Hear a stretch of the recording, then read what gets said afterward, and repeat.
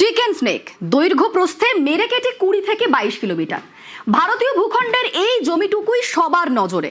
চীন জানে শিলিগুড়ির ওই জমি যদি কবজা করা যায় তাহলে উত্তর পূর্বের রাজ্যগুলি থেকে বিচ্ছিন্ন হবে ভারত। তাই চিকেন স্নেকের নিরাপত্তায় নো কম্প্রোমাইজ। চিকেন স্নেকে এবার আয়রন ডোম।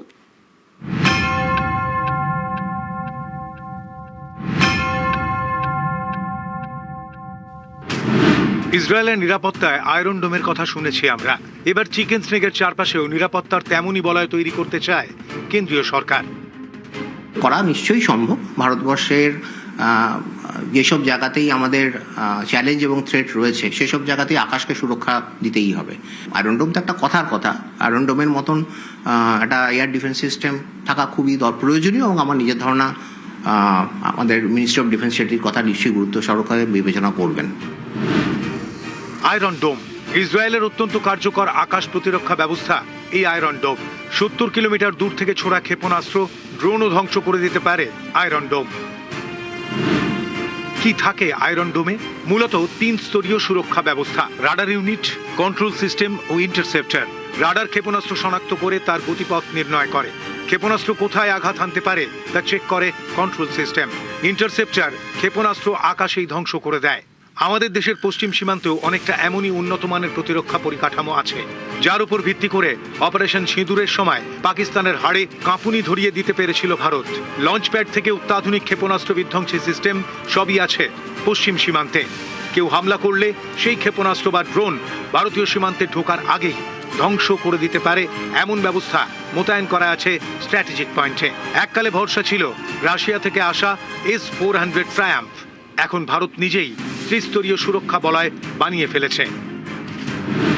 প্রজেক্ট কুশ ক্ষেপণাস্ত্র বিধ্বংসী সিস্টেম DRDO ও ভারত ইলেকট্রনিক্সের তৈরি।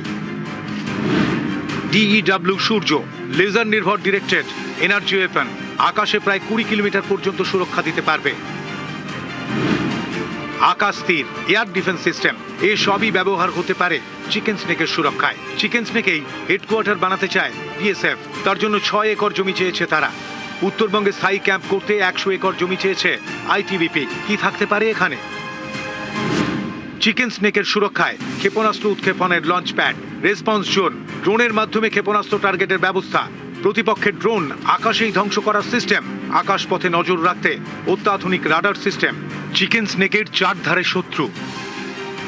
আশঙ্কার ব্যাপার সেটা হচ্ছে যে আপনি নেপাল বলুন, ভুটান বলুন এবং বাংলাদেশই বলুন, এরা সবাই খুব ছোট দেশ। এদের উপর এদেরকে ইন্টিমিডেট করা আর কি একটা বড় শক্তির পক্ষে, ধরুন চীন হতে পারে বা অন্য কেউ হতে পারে, এটা খুবই সহজ ব্যাপার। কারণ এদের প্রতিরোধ নেই। যদি সেরকমভাবে আজকে চীন বাংলাদেশের ওপর দিয়ে হেঁটে চলে আসে চিকেন স্নেকের কাছে, বাংলাদেশের কোনো প্রতিরোধ নেই। বাংলাদেশে যদি আমাদের ফেভারেবল সরকারও থাকে তাও কিছু করতে পারবে না। বিপদ 3 দিক থেকেই আসতে পারে। কমপ্লেসেন্সির কোনো জায়গা নেই আর কি। যথেষ্ট সিরিয়াস ব্যাপার এবং পার্মানেন্ট ইনফ্রাস্ট্রাকচার খুবই দরকার। মানে এটা আরো আগে হলেই ভালো হতো। ইংরেজিতে একটা শব্দ আছে ব্যাটল রেডি, অর্থাৎ যুদ্ধে নামতে প্রস্তুত।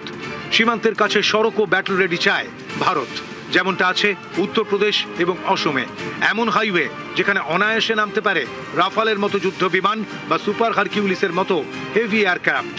গত 14 ফেব্রুয়ারি অসমের ডিব্রুগড়ের মোরানে উত্তর পূর্ব ভারতের প্রথম হাইওয়ে ইমার্জেন্সি ল্যান্ডিং ফ্যাসিলিটির উদ্বোধন করেন প্রধানমন্ত্রী। এটা এমন হাইওয়ে যেখানে ফাইটার জেট, এমনকি হারকিউলিসের মতো হেভি এয়ারক্রাফটও নামতে পারে। সম্প্রতি বাংলার 7টি জাতীয় সড়কের রক্ষণাবেক্ষণ এবং পরিকাঠামো তৈরির দায়িত্ব কেন্দ্রের হাতে তুলে দিয়েছে রাজ্য সরকার। আগামী দিনে এখানেও তৈরি হতে পারে এমন সড়ক। শিলিগুড়ি করিডোরের কাছে টানেল তৈরি করছে কেন্দ্র, যেখান দিয়ে ছুটবে রেল। হাসিমারা ক্যাম্পে আছে রাফাল। অর্থাৎ নিরাপত্তার বেষ্টনী তৈরি হচ্ছে চিকেন স্নেককে ঘিরে, ঠিক যেন আয়রন ডোম। নিউজ 18 বাংলা।